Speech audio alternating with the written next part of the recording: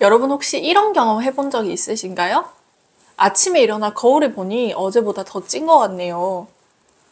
운동도 하고 식단도 하는데 살이 왜 이렇게 안 빠질까요? 다이어트 해도 살이 자꾸 찌는 것 같아요.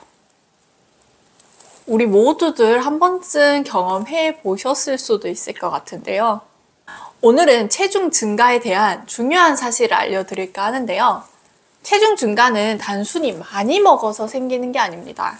각자의 체질과 생활 습관, 그리고 심리적인 요인 등 다양한 요인이 복합적으로 작용하게 되는데요. 자동차에 쉽게 비유를 해볼까요? 연료, 즉 음식이 들어가더라도 엔진, 대사 상태에 따라, 그리고 운전 방식, 생활 습관에 따라, 도로 상황, 심리적인 요인에 따라 자동차의 연비가 달라지는 것처럼 우리 몸도 마찬가지입니다. 오늘은 살이 찌는 주요 원인 4가지에 대해서 알려드릴까 합니다. 먼저 첫 번째는 소화 기능으로 인해서 살이 찌는 경우입니다. 소화 기능이 떨어지면 음식물은 체내에 쉽게 쌓이게 되는데요. 이러한 몸 상태를 가지게 되면 영양분은 쉽게 대사되지 않고 우리 몸에 체지방으로 축적될 가능성이 높습니다.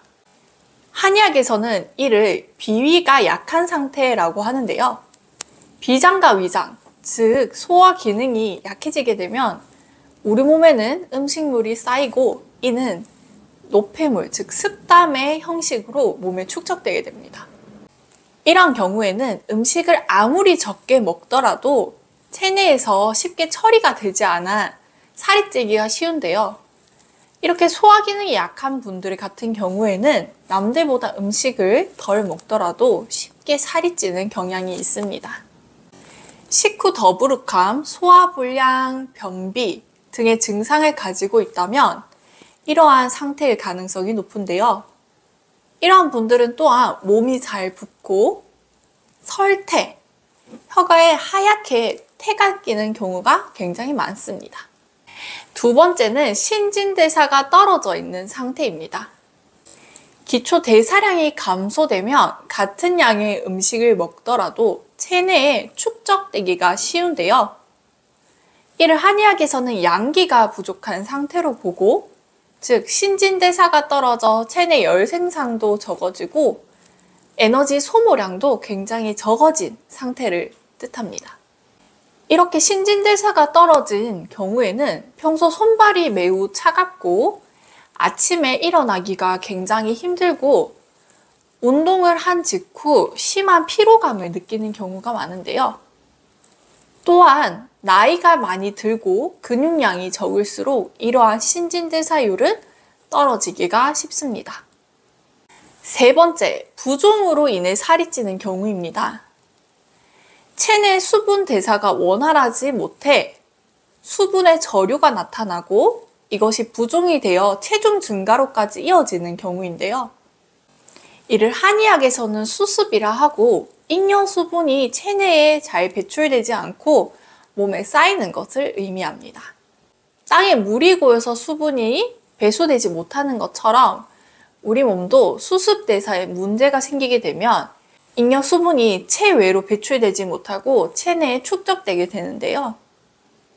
이러한 증상을 가진 환자분의 경우 아침, 저녁으로 수분의 차이로 인해 체중의 변화가 크다든지 손발이나 손목, 발목 등에 자국이 많이 남는다든지 몸을 누르며 눌린 자국이 오래 가거나 소변 배출이 원활하지 않고 색이 진한 경우가 많습니다. 이러한 부종은 단순히 체중 증가뿐만 아니라 체내 순환에도 방해를 하기 때문에 체중 증가로까지 이어지게 되는데요. 노폐물이 다 배출되지 못해서 피부 트러블 등 염증 반응이 나타나기도 합니다. 마지막 네 번째는 호르몬 불균형으로 인한 경우인데요.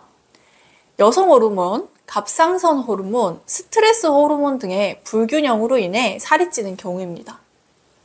한의학에서는 이를 기혈의 불균형으로 보고 간과 신장이 굉장히 큰 영향이 있다고 보는데요. 이처럼 내분비계의 불균형도 체중 증가의 원인이 될 수가 있습니다.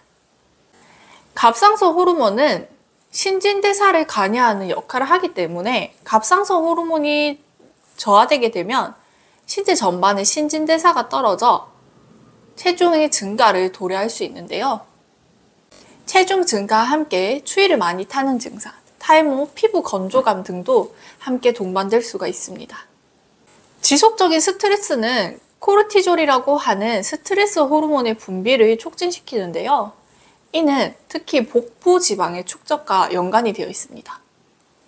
복부 지방을 축적시킬 뿐만 아니라 감정적인 폭식으로도 이어져 체중 감소에 굉장히 방해되는 요소가 될 수 있는데요.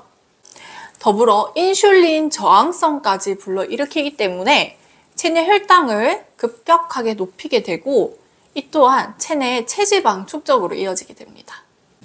여성의 경우에는 에스트로겐과 프로게스테론 등의 여성 호르몬의 균형이 매우 중요한데요. 생리 주기에 급격한 체중 증가가 일어나고 왕경 이후에 갑자기 체중이 증가하는 것도 이러한 원인 때문입니다. 여성의 경우 생리 주기, 임신, 출산, 그리고 왕경에 걸쳐 호르몬의 변화가 다양하기 때문에 내 몸 상태에 맞춰서 다이어트 방법을 다각화할 필요성이 있습니다. 네, 오늘은 살이 찌는 4가지 원인에 대해서 알려드렸는데요. 정확하게 내 몸을 분석하고 각 원인에 맞는 명확한 방법으로 다이어트 하는 것이 다이어트 효율을 높일 수가 있습니다. 예를 들어 소화 기능이 많이 떨어진 환자의 경우에는 소화를 돕는 치료와 함께 너무 차가운 음식은 피해 주시고 따뜻한 음식 위주로 소량으로 섭취해 주시는 것이 좋으며, 신진대사가 많이 떨어져 있는 경우에는 근육량을 높이는 운동을 병행하면서 다이어트를 해주는 등 방법을 각각에 맞춰서 다각화할 필요가 있습니다.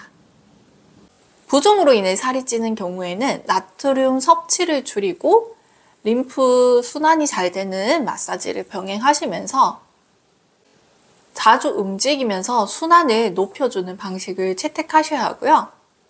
호르몬 불균형으로 인해 살이 찌는 경우에는 스트레스를 관리를 해주신다든지 각각 호르몬 주기에 맞춰서 다이어트를 하는 등의 방법을 선택하셔야 합니다. 오늘도 제 영상이 유익하셨다면 좋아요와 구독 부탁드리고요. 다음에 더 유익한 영상으로 돌아오도록 하겠습니다. 감사합니다.